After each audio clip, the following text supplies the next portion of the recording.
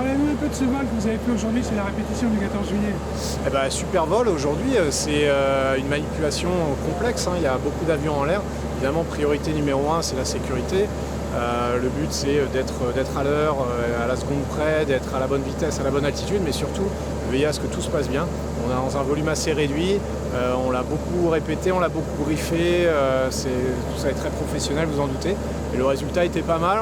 Et on peut encore faire mieux, on va se réentraîner demain et encore un peu plus tard pour que le 14 juillet tout soit parfait sur les Champs-Élysées.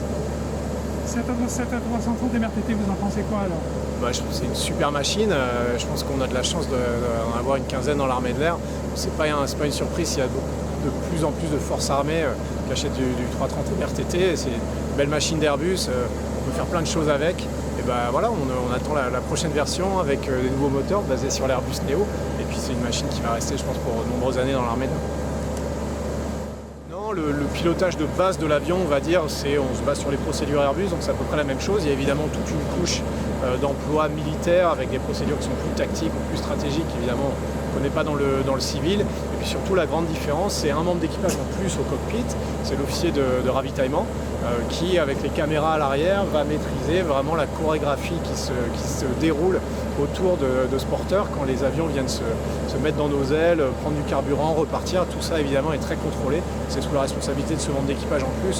Donc c'est une petite couche supplémentaire, mais c'est bien parce que plus on a de gens différents, moi je trouve dans le cockpit, plus on compare nos avis, on se pose des questions et puis on arrive à détecter des choses que peut-être tout seul ou à deux on ne détecterait pas. Donc au final une ambiance d'équipage très très sympa dans les cockpits du MRTT. En fait c'est quelque part le mieux dans l'aviation, c'est de voler toujours sur le même avion, de le connaître par cœur, c'est ce qu'on fait dans la ligne d'ailleurs en général, c'est ce qu'on fait quand même assez souvent dans les forces armées. Voilà, petite particularité, c'est vrai que j'ai beaucoup changé de machine ces dernières années, avec les essais en vol, avec la 310 0G de Novespace qui fait des vols paraboliques, le MRTT, ça fait une variété de machines.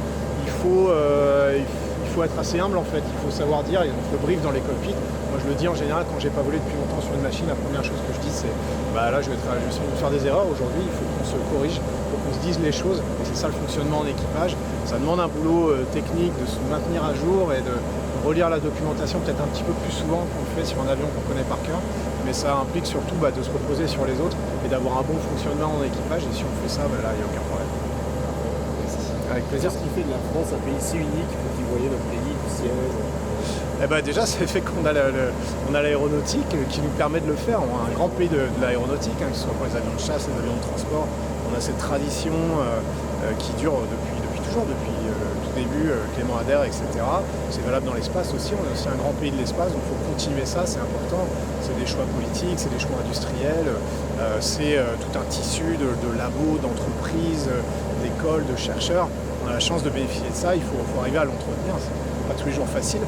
Et puis ensuite c'est vrai que ce qui fait la particularité de la France, c'est aussi qu'on est répartis quasiment sur tous les fuseaux horaires, hein. C'est pour ça qu'on a besoin d'avions de transport à l'armée de l'air, parce qu'un jour on peut aller à Tahiti, l'autre en Nouvelle-Calédonie, à La Réunion, en Guyane. Et donc il faut être capable de se projeter partout dans le monde. L'armée de l'air française, c'est une des seules à être capable de le faire, donc beaucoup de fierté de travailler avec eux.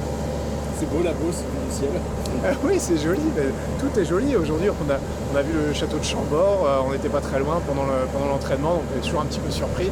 Évidemment, on n'a pas trop eu le temps de regarder le paysage, on avait beaucoup d'autres choses à faire. Mais non, un petit peu trop de soleil là, ce serait bien qu'il y ait 2-3 nuages. Mais on a vu du pays, on est très content. Demain, on verra ça. Et puis évidemment, le clou du spectacle, ce sera les Champs-Élysées. Merci. Avec plaisir. Merci monsieur.